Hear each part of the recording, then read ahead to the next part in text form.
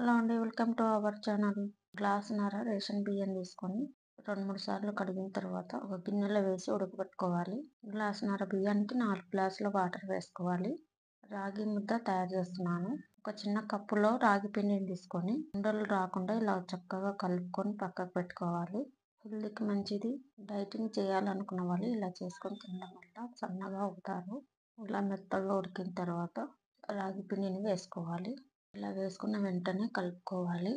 ఎమ్మడే కలపలేదంటే ఉండలు ఉండలుగా వస్తుంది. అందుకే ఎమ్మడే కలుపుకోవాలి. ఇలా అంతా చక్కగా కలుపుకున్న తర్వాత డైరెక్ట్గా అన్నం తినకుండా ఇలా రాగి పిండి వేసుకొని తినడం వల్ల షుగర్ ఉన్న వాళ్ళకి షుగర్ తగ్గుతుంది, కంట్రోల్ వస్తుంది. 2 స్పూన్ల సాల్ట్ వేసుకున్న తర్వాత 2 స్పూన్ల నెయ్యి వేసుకుంటున్నాను.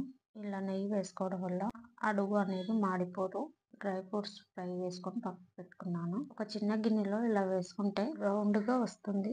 రెడీ.